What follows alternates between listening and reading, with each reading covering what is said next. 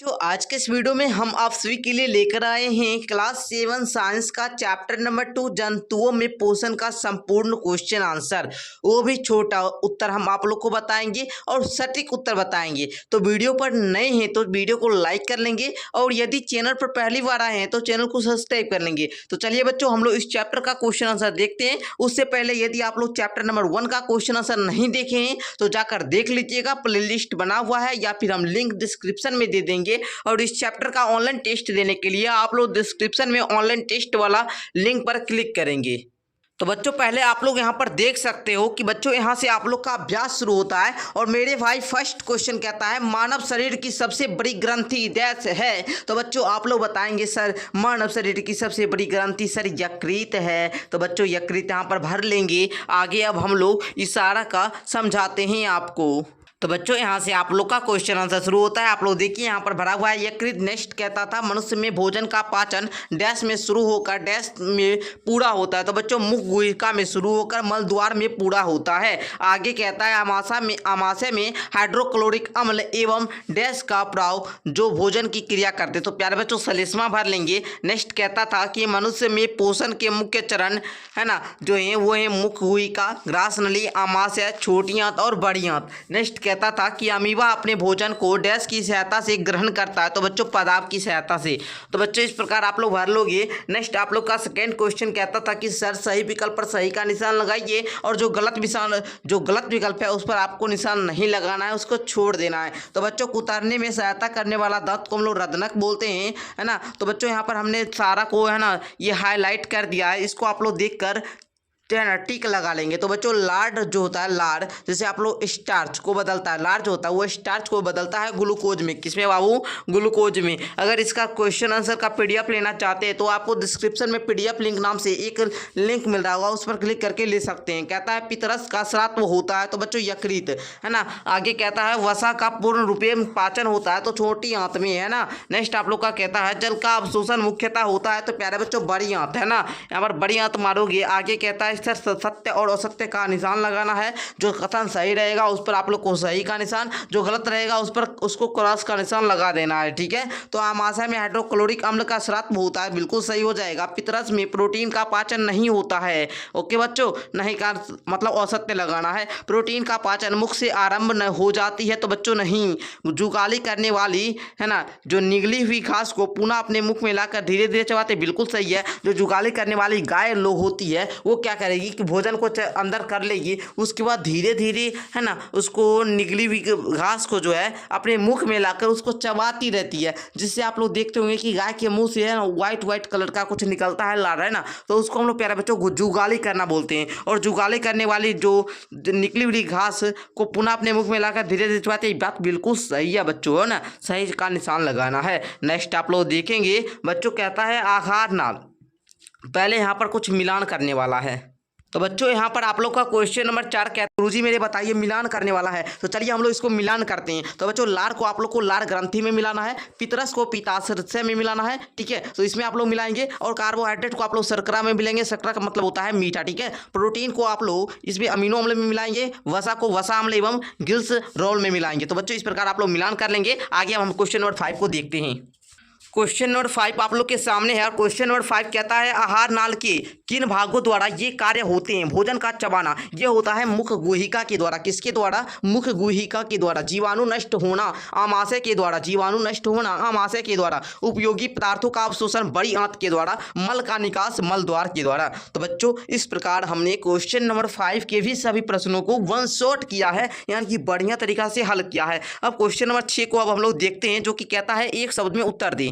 और आप लोग को पता है कि हमने आपको कुछ ना कुछ होमवर्क तो देते ही हैं हर वीडियो में। तो बच्चों इसमें कहता है एक शब्द में उत्तर दीजिए। मानव शरीर में पाया जाने वाला कठोरतम पदार्थ, तो ये इनामिल होता है। क्या होता है? इनामिल। ये तो हम एक बता दिए। अब ये आप लोग को होमवर्क दे बोलिएगा तो दे देंगे, या फिर कहिएगा तो हम भी आप लोग को बता देंगे, ठीक है बच्चों। तो चलिए यहाँ पर आप लोग का जो ये चारों है ये आप लोग का HW के लिए, मतलब इसका आंसर जो है आपको कमेंट में करके बताना है, ठीक है। कमेंट करके बताना है। यदि आप लोग को नहीं बने तो हम इसका सॉल्यूशन वाला जो PDF है ये हम आपको इसका लिंक डाल दिए हैं डिस्क्रिप्शन में, वहाँ से जाकर देखकर याद कर सकते हैं, या फिर पता होगा तो नीचे कमेंट करके बताएंगे बच्चों। नेक्स्ट आप लोग का क्वेश्चन नंबर 7 कहता है कि सर बताइए क्या कारण, किसका कारण कि बच्चों मनुष्य में जो सेलुलोज का पाचन नहीं होता है, इसका क्या कारण होगा, तो बताएंगे हम लोग। चलिए जानते हैं। बच्चा बड़ा ध्यान से समझेंगे, ठीक है बच्चा लोग बड़ा ध्यान से समझोगे।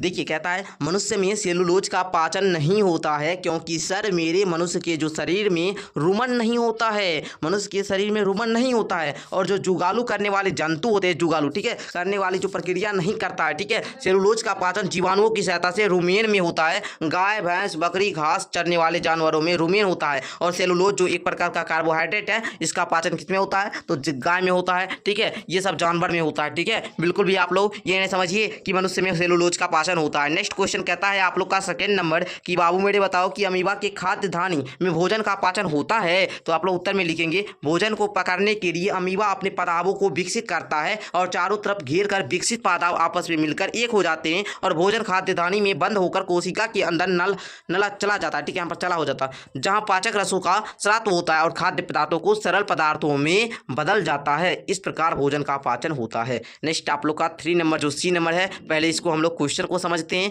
कहता है वायु नली तथा भोजन नली का संबंध ग्रसनी है फिर भी भोजन वायु नली में नहीं जाता है, तो बच्चों इसके उत्तर में आप लोग क्या लिखेंगे जरा समझेंगे। यहाँ पर गौर करने वाली बात है कि सर बताइए वायु नली और भोजन नली का संबंध ग्रसनी से है। वायु नली के ऊपर एक मांसल संरचना होती है जिसे आप लोग एपिग्लोटिक्स बोलते हैं, और यह वाल्व की तरह काम करती है। जब भोजन करते हैं तो वायु नली को ढक लेती है और भोजन नली में चला जाता है। तेज से खाने से बात करने पर भोजन वायु नली से कुछ कण चले जाते हैं जिसके छींक और हिचकी आती है। ओके बच्चों, तो मैं आशा करूंगा क्वेश्चन नंबर 7 तक आप लोग का क्लियर हो गया होगा। नेक्स्ट हम लोग क्वेश्चन नंबर 8 को देखते हैं। 8 नंबर क्वेश्चन आप लोग का कहता है छोटी आंत में किन ग्रंथियों के स्राव आते हैं, पाचन में उनकी क्या भूमिका है, ठीक है। उत्तर लिखेंगे छोटी आंत में यकृत अग्नाशय ग्रंथियां होती है। यकृत अमाशय के ऊपरी भाग में दाहिनी ओर स्थित होता है, ठीक है। इसमें पितरस स्रावित होते हैं। पितरस वसा का पाचन करती है। वसा का पाचन कौन करती है, पितरस, है ना। अग्नाशय या अमाशय के ठीक नीचे रहता है। अग्नाशय कहाँ रहता है, अमाशय के ठीक नीचे रहता है।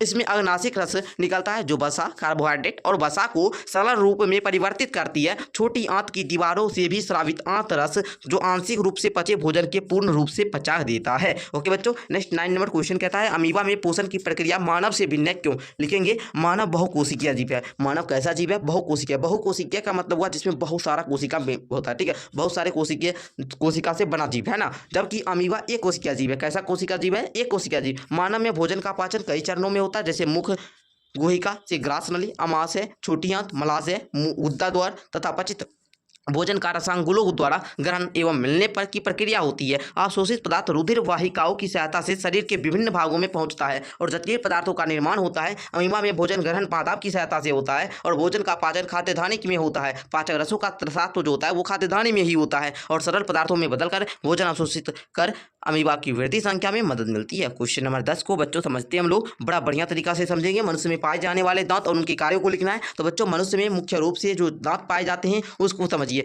पहला होता है कृंतक, जिससे हम लोग काटने वाला काम करते हैं। रदनक उतारने वाला, अग्रचवर्णक और चवर्णक होते हैं, ठीक है। आगे देखिए कृंतक को हम लोग देखिए कृंतक को समझते हैं तो लिखेंगे कृंतक दांत आगे की ओर चौड़ा होता है जो काटने का काम करता है। रदनक दांत भोजन को फाड़ने का काम करता है। कटे हुए भोजन को पीसने का काम अग्रचवर्णक का होता है और ये सभी भोजन को अच्छी तरह से चबाने और पीसने का कार्य करते हैं, उसको चवर्णक बोला जाता है। तो बच्चों आप लोग यहाँ तक समझ गए होंगे, बढ़िया तरीका से याद हो गया होगा, मस्त तरीका से। चलिए नेक्स्ट अब हम लोग समझते हैं। हम लोग हमारे पढ़ाने का तरीका थोड़ा सा भी बढ़िया लगा हो, हमसे थोड़ा सा भी समझ में आता हो, नहीं 10% तो 1% यदि समझ में आता हो तो आप नीचे कमेंट करके बताएंगे कि सर आपसे समझ में आ रहा है। तो बच्चों कहता है मनुष्य के पाचन तंत्र का निम्नांकित चित्र बनाएं, क्योंकि जो अच्छा नहीं लगे ना उसको बता दिया कीजिए ताकि हम उस चीज़ को सुधारें बच्चों, है ना। तो देखिए यहाँ पर आप लोग पहले देखिए इस फिगर को हम दे दिए हैं, इसको देखकर आप लोग सारा कुछ समझ सकते हैं कि कहाँ पर क्या है। ओके बच्चों, आगे आप लोग का क्वेश्चन नहीं है, हम ज़्यादा वीडियो को लंबा नहीं करना चाहेंगे, इसके लिए अब आप लोग का इस प्रकार हम इस चैप्टर का सारा क्वेश्चन आंसर बता दिए। हम इसी प्रकार डेली 6 बजे वीडियो अपलोड करते हैं, इसका साथ ही नोट्स देते हैं। तो बच्चों नोट्स परचेज करने के लिए भी हम आप लोग को